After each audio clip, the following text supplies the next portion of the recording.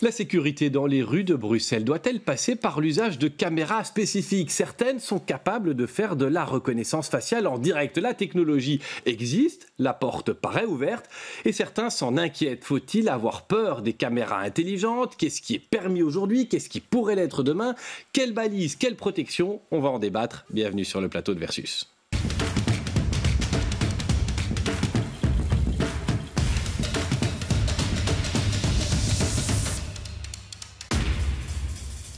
Et j'accueille donc pour en débattre Catherine Forget. Bonjour, vous êtes avocate spécialisée en droit pénal et en protection des données. On verra avec vous notamment le cadre légal et les risques éventuels de dérive. Sadiq Koksal, bonjour, vous êtes député bruxellois pour l'EMR. Vous siégez en commission des affaires intérieures, au Parlement régional. On verra avec vous aussi ce que le monde politique et notamment le gouvernement fédéral pense mettre en place. Fabrice Kums, bonjour, vous êtes bourgmestre de la commune d'Anderlecht, une commune où on pourrait utiliser ces caméras. Un réseau existe, vous nous direz ce qui existe actuellement. Et puis parce que ces questions sont techniques, Alain Dagonier, bonjour à vous aussi. Vous êtes ingénieur pour la SA Max, c'est une entreprise basée notamment à Bruxelles qui produit ces caméras. Et on verra avec vous quels sont les différents types de caméras. Elles ne font pas toutes la même chose. Quelles sont les potentialités, quelles sont les règles aussi auxquelles vous êtes soumis en termes de sécurité. Sadiq Koksal, pourquoi aujourd'hui veut-on utiliser plus de reconnaissance faciale? Est-ce que ça peut être intéressant pour le ministre de l'Intérieur, pour votre parti, par exemple dans la lutte contre les trafics, les fusillades ou autres à Bruxelles? Mais je pense que l'actualité bruxelloise, malheureusement, depuis ces deux derniers mois, montre qu'il faut évidemment lutter contre le trafic de drogue et l'usage des caméras, qu'elles soient ANPR ou autres, sont un outil supplémentaire pour les forces de l'ordre et pour la justice. Il est évidemment important de pouvoir les utiliser dans un cadre bien strict, légal, pour qu'il n'y ait évidemment pas d'abus, pour qu'on puisse également respecter la protection de la vie privée des uns et des autres. Ce n'est pas la traque à tout citoyen, mais de manière ciblée. On parle de véhicules, on peut les suivre. On a évoqué tout à l'heure Sky ECC. Eh bien, l'usage de caméras ANPR ont permis de suivre les membres du grand banditisme dans les différentes villes de Bruxelles, de faire des regroupements. Et il y a quelques mois d'ici, on a eu également l'affaire Samy dans le cadre d'un home invasion en Flandre. Et grâce aux caméras NPR, on a pu retracer le cheminement qu'il avait fait et arriver à condamner cette personne ainsi que ses complices. Donc pour des enquêtes policières, c'est dans ce cadre-là que votre parti plaide Absolument. Pour le développement de caméras intelligentes. Fabrice Kums, vous êtes bourgmestre d'une commune, à Anderlecht en l'occurrence. On en parle souvent dans l'actualité en ce moment avec les fusillades, avec les trafics, pas que. On essaie avec X1 de s'intéresser à tous les aspects de la vie des communes. Mais est-ce que sur ces questions-là, vous avez-vous une vue comme bourgmestre? Combien il y a de caméras, que ce soit sur votre commune ou peut-être dans la zone de police à laquelle vous participez? Alors, ça dépend du type de caméra. Donc, si ce sont les caméras police dont on parle, donc celles qui filment l'espace public, il y a 350 caméras sur la zone de police, donc Anderlecht, Saint-Gilles-Forêt. Il y a en plus de ça les caméras NPR de la zone basse émission, il y a les caméras STIB, il y a les caméras SNCB, on a des caméras propreté, mais donc caméras police pure, c'est 350 caméras.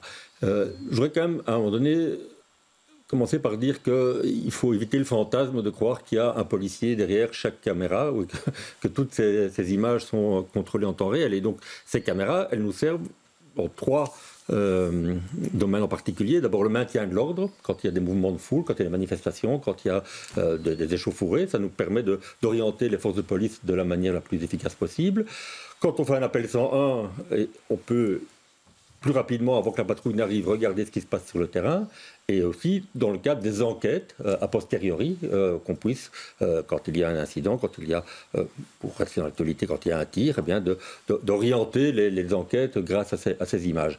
Et aujourd'hui, parce que le grand débat, c'est de savoir si ces caméras doivent être intelligentes, si elles doivent effectuer la reconnaissance faciale. Aujourd'hui, sans reconnaissance faciale, puisque c'est interdit, on permet quand même de suivre les personnes et de les identifier. Et donc, je pense que la grande question de ce soir, ce sera de savoir s'il faut rajouter rajouter un échelon en plus et de faire de l'automaticité dans cette gestion des images. Alain Dagonier, on a parlé de caméras intelligentes, de caméras NPR. Il y a un champ assez large finalement de possibilités avec ces caméras. Est-ce qu'il est infini? Est-ce que les caméras que vous produisez ici, elles pourraient, comme on le dit, reconnaître le sexe de quelqu'un, son origine géographique? On parle même parfois de son humeur, ses orientations. Il paraît que tout ça est potentiellement faisable avec ce matériel. Donc il y a deux choses différentes. Il y a l'usage pour laquelle la caméra a été en général conçue, comme par exemple ici je vois que vous avez un magnifique produit qui sert par exemple exclusivement à du radar tronçon. C'est une fonctionnalité qui se base sur de la NPR, donc de la reconnaissance de plaques. Ça c'est une fonctionnalité. Ensuite, n'importe quelle caméra est capable d'envoyer des images à un logiciel, à un serveur. Et donc à ce moment-là, au niveau de ce serveur, quel que soit le type de caméra, quelle que soit sa fonctionnalité première, que comme chez nous l'intelligence artificielle soit au niveau de la caméra, ou comme des caméras de vidéosurveillance, ou les caméras dont vous nous parliez pour vos 20 km de Bruxelles, si vous placez au niveau du serveur des logiciels d'intelligence artificielle qui ont évolué de façon incroyable en termes de performance, je ne juge pas l'usage, ça viendra d'autres personnes, mais à ce moment-là, vous pouvez avec les mêmes caméras, avec le même réseau, simplement vous contenter de maintien de l'ordre, ou si jamais on donne une photo de vous, commencer à voir où vous êtes dans la zone de police, Bruxelles-Midi par exemple. Catherine Forget, vous êtes avocate, vous êtes spécialisée dans la protection des données. Alors là, l'ingénieur nous le dit, finalement, le champ des possibles est énorme.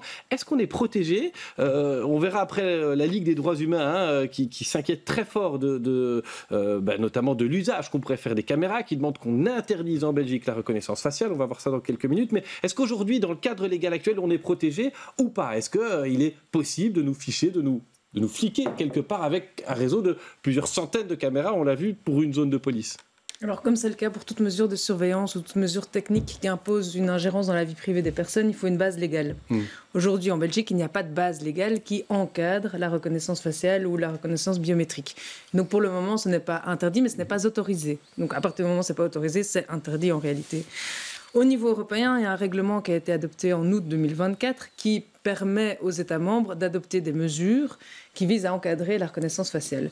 Le principe de base, c'est que comme ce traitement entraîne une ingérence particulièrement grave dans les droits fondamentaux, c'est en principe interdit. Mais ce règlement prévoit 3 exceptions. La première, c'est d'autoriser la reconnaissance faciale en temps réel dans les espaces publics, dans le but d'identifier des personnes qui sont victimes de traite des êtres humains, d'enlèvement, d'agression sexuelle. La deuxième, c'est dans le but d'identifier les suspects d'une infraction pénale grave, telle que le terrorisme ou le trafic de stupéfiants, par exemple. Et la troisième, qui est assez large, c'est en cas de menace réelle et actuelle de fait de terrorisme. Alors, il faut savoir qu'actuellement, le CAM, par exemple, a qualifié en Belgique la menace de niveau 3. Donc, on est dans une menace réelle et actuelle de terrorisme, selon le CAM. Est-ce qu'il y a pas un risque coxal qu'on soit tous fliqués, finalement? Parce que c'est ce que nous dit l'avocate. Ici, on est au niveau 3. Ben voilà, on pourrait tous être surveillés, si je comprends bien. Est-ce qu'il n'y a pas un risque de dérive quelque part? L'objectif, ce n'est pas de fliquer tout le monde, c'est de faire un suivi de manière ciblée. Donc ciblée par rapport à quoi? Par rapport aux éléments qui sont en possession des forces de l'ordre, par rapport à le juge d'instruction qui demande un suivi de telle personne roulant dans tel type de véhicule, qui permet un suivi de ces personnes et de ces véhicules. Ce n'est pas enregistré de manière permanente, 24 heures sur 24, et de faire un matching avec le visage et de mettre un nom sur les visages qui sont dans ces vidéos-là. Est-ce que c'est rassurant, ce que nous dit le député? On pointe exactement la problématique dans ce genre de garantie, c'est que le ciblage est extrêmement large, puisque c'est le cas en matière de conservation des métadonnées, des données de communication électronique. La Cour de justice de l'Union européenne a considéré que des lieux sensibles à des attentats terroristes pouvaient être ciblés, considérés comme ciblés, ou des personnes qui ont déjà été condamnées, c'est ciblé. Or, c'est extrêmement large, puisque les lieux à Bruxelles, Bruxelles est une zone potentiellement sensible à des attentats terroristes, et donc vous pourriez voir quasiment l'entièreté de la région bruxelloise qui est sujette à une menace terroriste, et donc là, effectivement, on en viendrait à catégoriser ou afficher l'ensemble de la population avec des images biométriques. Je vous propose de réagir à ce que dit la Ligue des droits humains. On a un communiqué qu'ils ont publié au début de l'année. Alors, vous allez le voir apparaître à l'écran. La Ligue des droits humains, en fait, elle demande que la Belgique interdise totalement cette technologie de surveillance. On parle bien de la reconnaissance faciale parce qu'elle pointe des exceptions qui sont floues, un glissement de finalité. En gros, on utiliserait trop vite la reconnaissance faciale. Des consultations abusive par la police, et elle demande, et demain, qui surveillera? Elle pointe la présence notamment de partis extrémistes, le Vlaams Belang, dans certaines majorités communales. Sadiq Koksal, voilà, on peut se protéger contre ça? Vous avez confiance dans le ministre de l'Intérieur? Mais pour nous, il faut qu'il y ait un organe indépendant, que l'organe indépendant fasse son travail et qu'il y ait un suivi politique également dans la manière dont on fait usage de cela. Ce n'est pas question de donner à tout policier accès à toutes les informations qui s'y trouvent. Il faut que cela soit cadré, c'est ce que j'avais dit dès le départ, dans le respect des droits des uns et des autres et de droits de la vie privée. Le RGPD est là. Je crois qu'on a également des balises au niveau judiciaire. Donc je ne pense pas que je serais aussi alarmiste. Et quand on dit si c'est pour combattre la criminalité, le terrorisme, on vient de citer les exceptions que fait l'acte AI européen en cas de traite d'êtres humains, en cas de disparition d'enfants et de terrorisme. L'Union européenne a déjà pris position pour qu'on puisse avancer dans ce champ bien strict, bien précis. Je retourne à gauche de la table parce que je vous ai sucré. Catherine Forget, est-ce qu'il y a des exemples? On pense tous à la Chine et les Ouïghours qui sont repérés en rue, mais est-ce qu'il y a des exemples peut-être moins lointains de pays européens, de pays occidentaux, où il y a eu des dérives, où il y a eu des pratiques qui seraient contraires, on va dire, aux droits fondamentaux, à la liberté de circulation ou d'autres chartes auxquelles la Belgique adhère? En Hongrie, par exemple, ils ont utilisé plus de 35 000 caméras de surveillance qui visent à faire de la reconnaissance faciale pour des finalités qui sont relativement larges. Et de même, en Italie, ils ont utilisé la reconnaissance faciale pour identifier les comportements des personnes en voie d'errance. Donc des comportements qui visent plutôt des personnes dans des situations de précarité. Et on voit que c'est récurrent en matière de surveillance. On utilise une finalité très précise qui est la lutte contre le terrorisme ou la criminalité grave, et on arrive in fine à de la lutte contre la criminalité ordinaire. C'est le cas pour les caméras NPR. On a augmenté considérablement en 2015 les caméras NPR dans le but de lutter contre le terrorisme, et elles servent essentiellement à la lutte et aux questions de fiscalité, ou au respect des assurances, et j'en passe. Fabrice Kums, dans les arguments des opposants aux caméras intelligentes, il y a le fait qu'en fait, on les placerait dans des endroits dont on dit a priori c'est là que ça se passe, et que donc on voit que ça cible certaines populations, les populations les plus précarisées, les populations racisées, les quartiers les plus précarisés. Alors vous vous inquiétez, vous nous dites qu'il y en avait quand même beaucoup à Anderlecht.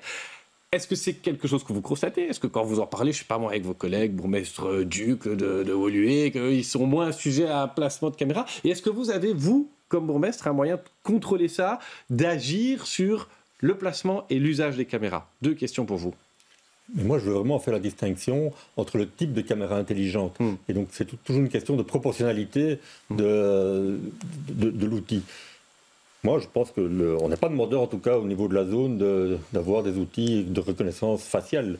Par contre, la reconnaissance des plaques, donc la NPR, la reconnaissance des plaques de voiture, oui, ça, on est très demandeur parce que ça permet à la fois, tout simplement, le contrôle de la zone de basse émission, ce sont des caméras ANPR, et aussi on est demandeur dans les hotspots d'avoir des caméras qui permettent d'identifier qu'elles sont a posteriori toujours, hein, donc c'est pas du contrôle en les dealers ne viennent pas tous en voiture, hein, donc on va peut-être reconnaître leur visage, reconnaître leur jamais profil. une seule réponse à un phénomène, et donc c'est un outil qui nous aide aussi à identifier quels sont les mouvements, et toujours a posteriori dans le cadre d'une enquête, et de voir dans la recherche des auteurs de phénomènes qui est qui. Et donc ce sont des outils qui sont à disposition de la justice, et donc qui permettent de vraiment identifier qui est venu à quel endroit a posteriori dans le cadre d'une enquête. Et donc reconnaissance faciale, on n'est pas demandeur. Par contre, caméras intelligentes d'autres types, les ANPR par exemple, les plaques de voiture, oui, ça on est très demandeur. Alain Dagonier, derrière chaque caméra, il y a un logiciel. Et est-ce que une entreprise comme la vôtre développe aussi le logiciel ou est-ce qu'on doit aller les chercher à l'étranger? Ça, en préparant le dossier, j'ai remarqué que c'était une crainte qui revenait régulièrement, c'est le fait que finalement, ces informations ne soient pas en circuit intra-belge et qu'elles puissent se retrouver ailleurs dans le monde, qu'elles puissent être récupérées, utilisées. C'est du fantasme ou on est protégé contre ça à l'échelle de caméras qu'on utilise et qu'on produit chez nous? D'abord, pour rebondir sur des premières réflexions, ça fait un petit moment qu'on est dans le domaine et les discussions qui sont maintenant et qui sont fondamentales, je ne discute pas de ça, sont apparues il y a une quinzaine d'années quand on a commencé en Flandre à mettre des caméras NPR. La demande des caméras NPR était essentiellement dans des communes assez bien riches, je dirais, flamandes, pour des problèmes de cambriolage à ce niveau-là.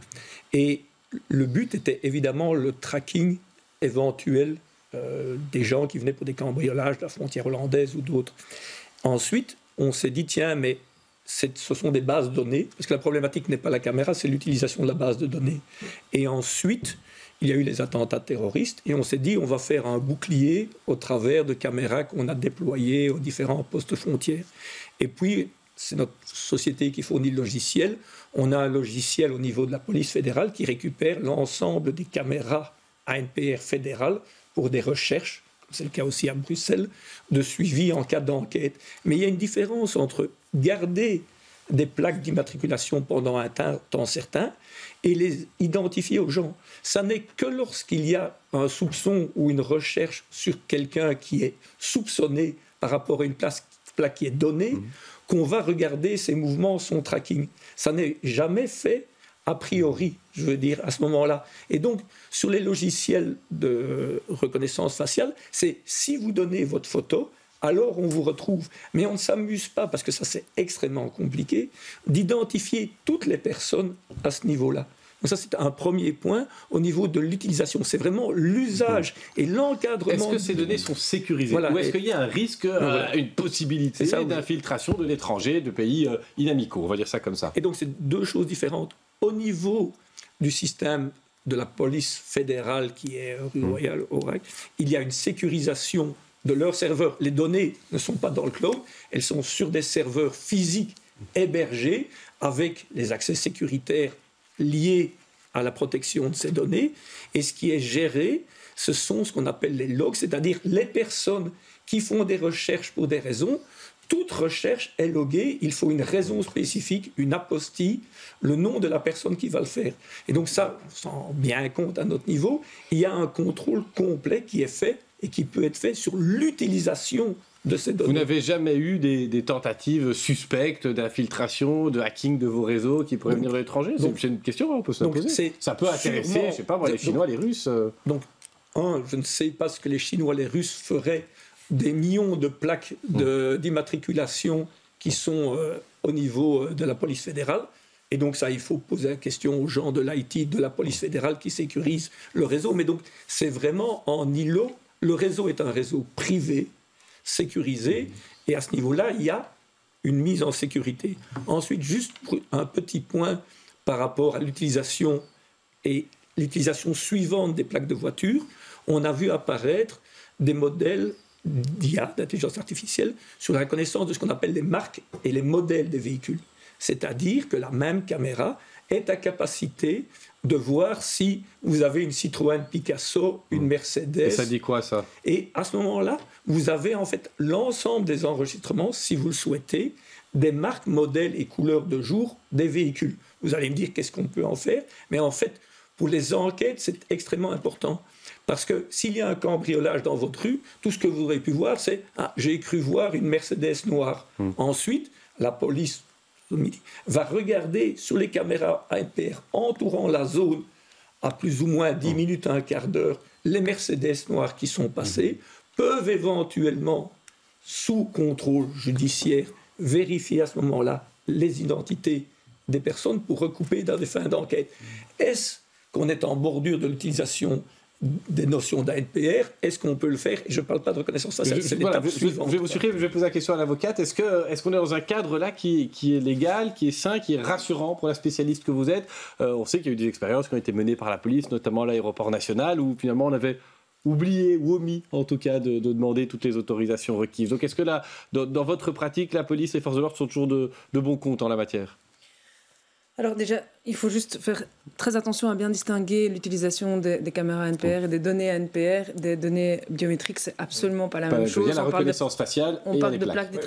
d'immatriculation et on parle de données biométriques, donc qui sont des données uniques associées à une personne, et c'est vraiment pas du tout la même ingérence, c'est pas du tout la même atteinte aux droits fondamentaux. Si on discute de caméras NPR et d'accès aux plaques d'immatriculation, effectivement, ça fonctionne dans le cadre d'enquête pénale, ils l'utilisent de manière récurrente. Le gros problème, c'est qu'en Belgique, il y a un ensemble de règles qui visent à garantir les droits fondamentaux des personnes et un code de procédure pénale. Le problème, c'est que ce code n'est pas soumis à sanction. Ce qui veut dire que lorsqu'un agent de police viole les règles de procédure pénale, ça n'a pas de conséquences dans le cadre du procès pénal, ou quasiment pas. On pourra jouer sur la loyauté de l'enquête, on pourra jouer sur quelques éléments, mais la personne ne va pas être acquittée parce qu'il y a une violation des règles de procédure. Et donc, ce qui veut dire que, oui, il y a des règles, mais est-ce qu'elles s'appliquent, est-ce qu'elles ne s'appliquent pas ? Ça, c'est chacun dans son propre chef intérieur qui s'en assure. Alors, ce qui est certain, c'est qu'il y a beaucoup de bases de données en Belgique, et qu'il y a un exemple qui est souvent pris, c'est la BNG, qui est la Banque nationale générale de données, dans laquelle se retrouvent toutes les données des personnes présentant un intérêt concret. Ce qui veut dire en Belgique plus de 3 millions de personnes, donc ce qui veut dire qu'autour de la table, nous sommes 2 à être fichés au moins.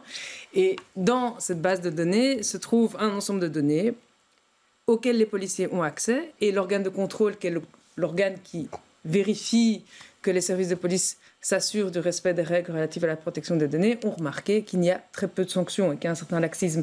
Et donc ces banques de données sont consultées par les services de police sans qu'il y ait de sanctions. Et on prend souvent l'exemple de l'élection de Miss Belgique. Il y a quelques années, l'organe de contrôle avait remarqué que les services de police avaient particulièrement accédé à la BNG au moment de l'élection de Miss Belgique. C'est toujours une petite anecdote rigolote. Tout ça pour dire que pour des enquêtes, c'est ça. Il y a des règles.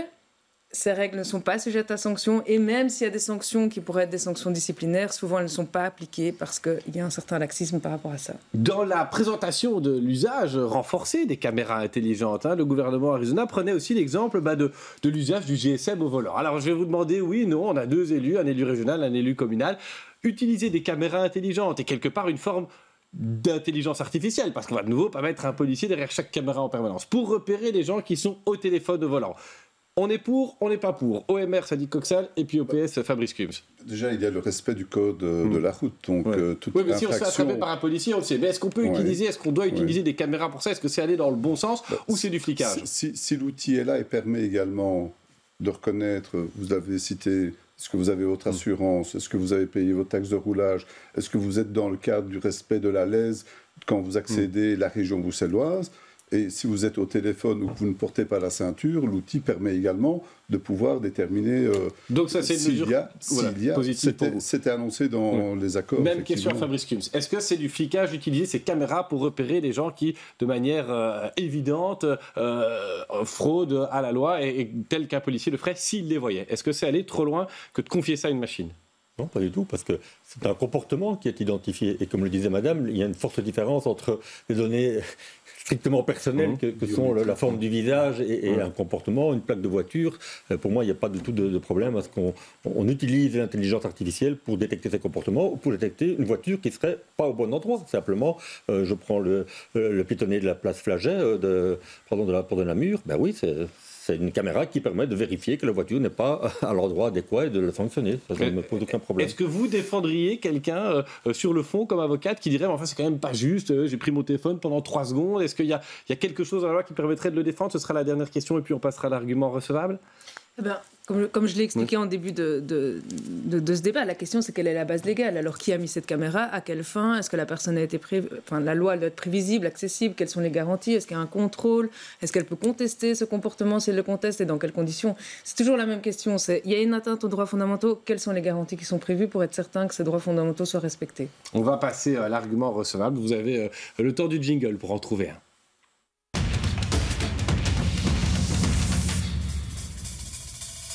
Sadiq Koksal, est-ce que vous trouvez un argument recevable chez les opposants ? On a cité ici la Ligue des droits humains, on a pris quelques exemples concrets à l'usage, au développement des caméras NPR. Est-ce que vous connaissez qu'il y a quelque chose ? Je ne dirais pas qu'il y a une opposition. C'est qu'est-ce qu'on en fait, de quelle manière on le fait, dans un cadre. Et c'est ce que j'ai entendu, qu'il fallait un cadre bien précis. Et c'est ce que nous défendons également, qu'il puisse y avoir un cadre bien précis et que cela soit également, qu'il y ait une indépendance pour le contrôle également de ce que nous en faisons. De ce que les personnes autorisées en font également.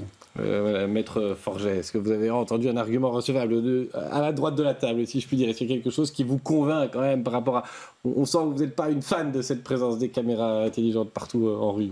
Le problème de la reconnaissance faciale, c'est l'ingérence qu'elle entraîne dans les droits fondamentaux.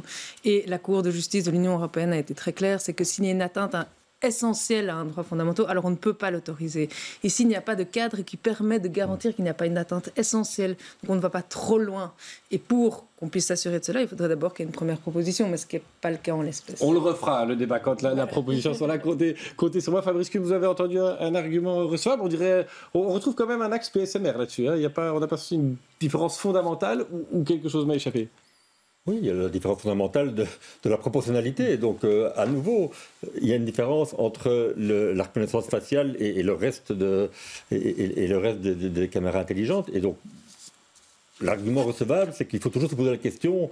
Oui, c'est vrai que tout outil informatique complémentaire, tout outil technologique qui permet d'aller plus vite dans les enquêtes est intéressant à utiliser. Mais il faut toujours se poser la question de jusqu'où va-t-on trop loin et à quel moment est-ce qu'on met les limites. Et donc, voilà, c'est un débat sans fin et il faut qu'on puisse être plusieurs autour de la table pour pouvoir le trancher, c'est évident. Et Alain Dagonier, vous avez dit, ça fait 15 ans que vous suivez ces questions et ces débats. En 15 ans, vous avez entendu quand même quelque chose qui vous a parfois fait un peu douter, je ne vais pas dire de votre travail, mais en tout cas de la pertinence ou de la sécurité qui va avec? En 20 secondes, s'il vous plaît.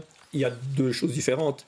Il y a la qualité et l'évolution des performances technologiques. On est des ingénieurs, on fabrique un produit et donc on se rend compte des évolutions très intéressantes en termes de résultats purs sur la qualité des reconnaissances de plaques, de marques, modèles à ce niveau-là. C'est mon point. Et ensuite, en termes de dérives éventuelles, c'est vraiment, et là je rejoins madame, le cadre juridique de l'utilisation de nos logiciels et leur vérification. Quand il y a quelqu'un qui l'utilise à contrario mal, qu'est-ce qui se passe derrière? C'est vraiment ça, mais ça, c'est toute autre chose pour nous. Merci à tous les quatre d'être venus sur ce plateau. On se retrouvera la semaine prochaine, un nouveau thème et de nouveau beaucoup de questions.